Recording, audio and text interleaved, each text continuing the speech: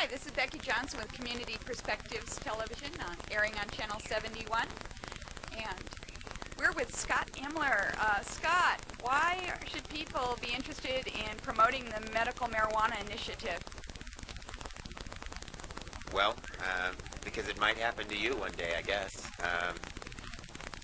Clearly this medicine is something that works for people with cancer and AIDS and glaucoma and other diseases.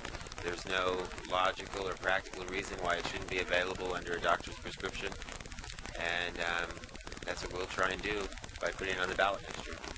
Why is the government so opposed to legalization of marijuana? Well, I think the primary reason they give is concern that young people get the wrong message. And while I think that's something that we all ought to be concerned about, teenage drug abuse, it's really unfair to expect the patients to bear that burden. It's really a job for parents and teachers and the clergy to make sure that kids have positive alternatives in their life. It's not a good enough reason to deny this medicine to people who need it. Well, we hear talk about marijuana is a gateway drug to harder drugs. What do you think about that theory?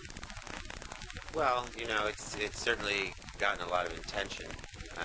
There's a couple ways you can look at it. Number one, most people start with cigarettes and alcohol. Marijuana is certainly in the continuum. But the numbers really don't match up. There's some 60 million people who have tried marijuana. And if you look at the number of heroin addicts, they don't even begin to compare. So clearly one doesn't necessarily follow the other.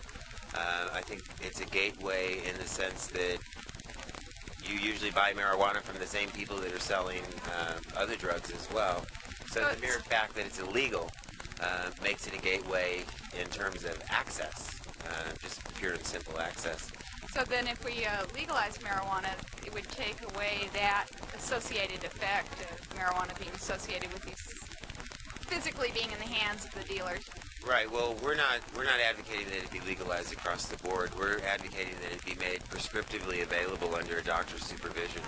And I think there's a big difference there. And at this point, people are concerned that perhaps if we legalize this for patients, that it'll be more accessible to young people. But the fact is, any teenager with $10 in his pocket can buy marijuana on the schoolyard. It's the people in the AIDS wards and the cancer wards and the dialysis wards that can't get it. So, I really don't think that washes either.